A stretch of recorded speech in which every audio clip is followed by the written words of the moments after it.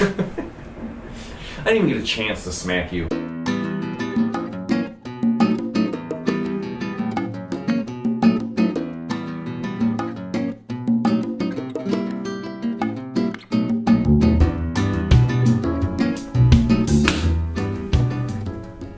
Let's drink some wine. Hi everyone, I'm Brian Hinchberger. I'm Paul Hinchberger. We're the Wine Brothers.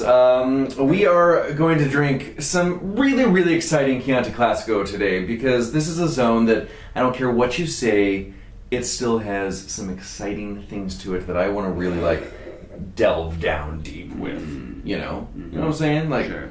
Chianti Classico, we've all heard of Chianti Classico. It's the most famous, oldest zone that we all think of when you think of Italian red wine in Tuscany. The wicker basket, that came out in the 60s, 70s, kind of destroyed what Chianti was. It was this marketing ploy to make Chianti really drinkable and it's really accessible, and you get a liter or a 3 liter in a big basket thingy and you pour it and it's really simple and whatever. And it kind of did what it did. But now, I think it's time that we all recognize that Chianti Classico is a remarkably important zone with remarkably serious wine, and Bon Vivant has the absolute pleasure to import La Querce Seconda. La Querce Seconda is a second-generation property. Paul's been there with me before. It's quite lovely. This is up in...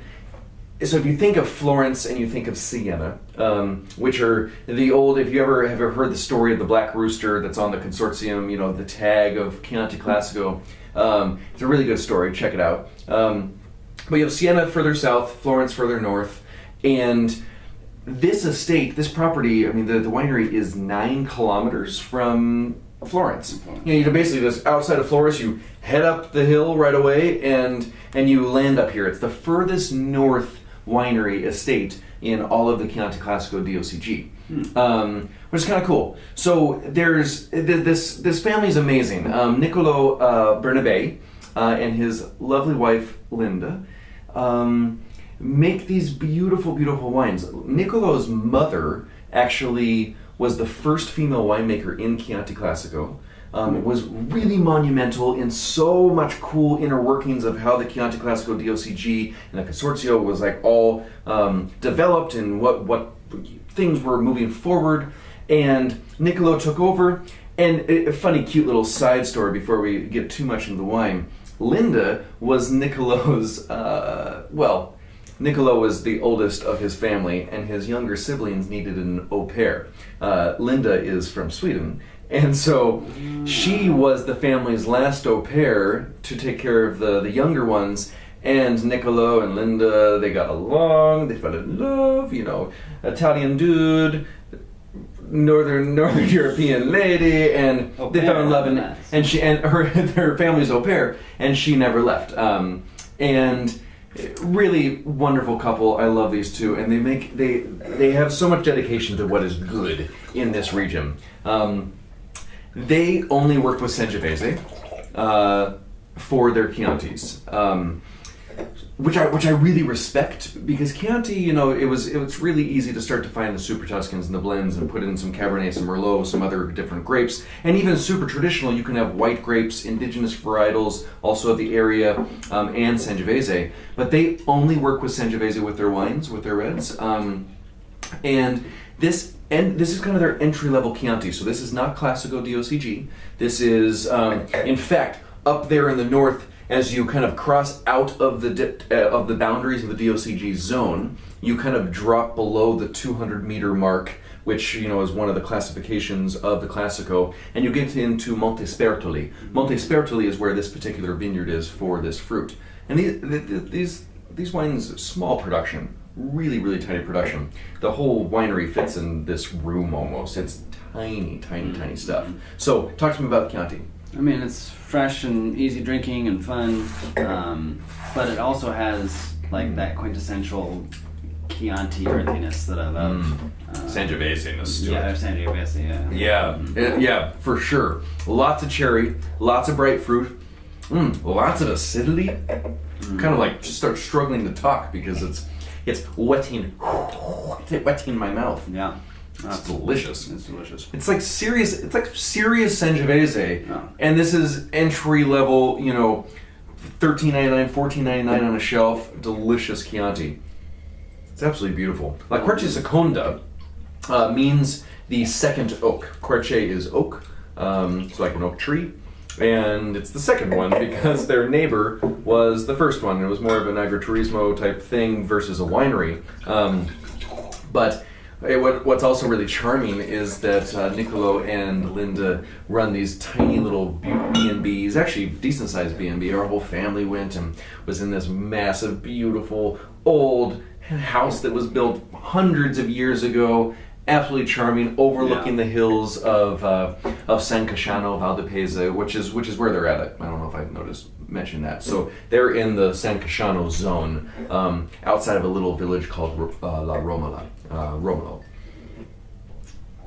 So this is Chianti Classico. Now the Classico, instead of just stainless steel from the Chianti, the Classico now comes from their vines within the DOCG zone, obviously. And is aged for 1 year in old oak barrels, like tonneau up to 2,000 liter French barrel. But again, small production, so not that many barrels.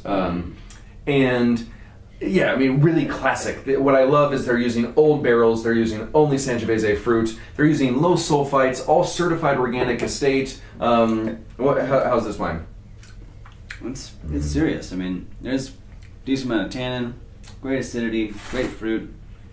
I mean, it doesn't taste like Brunello di Montalcino, let's say, but like it's right up there in the top Sangiovese. Like, I mean, this is what Sangiovese can be and what it was meant to be. Absolutely, and it has a totally different quality and character than down in Montalcino and Brunello zone, which I think is really kind of cool about Chianti. What Chianti Classico, they're really trying to find this revival in excitement about this zone, because the wines can be remarkably serious. They can also be really boring and blah, but they can be really serious. And so there's these different subzones within Chianti Classico, and we've all heard of many, like Rufino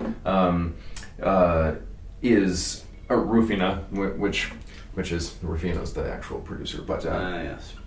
There's like different little areas within Chianti Classico that are very important, and they're all different terroirs. Which is kind of important to pay attention to. So they're trying to draw some distinction between these different areas so that you can really find the depth and the complexity and what is beautiful about Chianti Classico. I think this wine is so deep. It's got that earthiness, that darkness, the really rich fruit, the tannin structure, the acidity. It's a really well built wine. For sure. Anything else that's tickling on your palate right now? Just cherries for days. That's all. Cherries for days. Many types of cherries. You're talking like Bings, Rainiers, Blacks, Yellows. I would say it's in the Rainier spectrum. Okay. For all those of you in Italy listening, Rainier is a cherry we have here. Here on the west side of the States. I don't know if you can find them on the east side. It's a Washington cherry. Washington has delicious cherries, one of which is called Rainier. Now for the Reserva. So kind of fun, how they work is every year they make their Chianti Classico, and on exceptional vintages they will make also a Reserva. Now that doesn't mean all of a sudden they have twice as much fruit. They don't. They have to pretty much cut what's going into this wine and make the Reserva. So the particular barrels that are exceptional will be called Reserva, which just means they have some Reserva and they have some Chianti Classico instead of just more Chianti Classico. What I love is you start to get into just that extra bottle aging. You start different requirements for the DOCG, which this is still only 1 year in barrel, but the time in bottle is longer. Where are you at in that bald head of yours? I mean, it still has all the cherry and the classic earthiness, but then there's like bloody characteristic, that irony, rich blood thing going on, which is really cool in a red wine. I love. And then this has got some structure, some depth, some gusto. There is acid that is really doing fantastic things on my palate, while still being just remarkably wound up tannin on my palate too. But they all work together beautifully.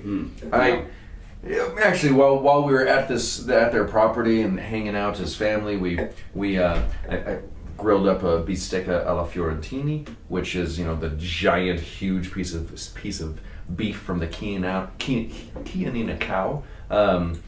And it's 4 inches. It was 2.2 kilos. It was this massive, huge T-bone.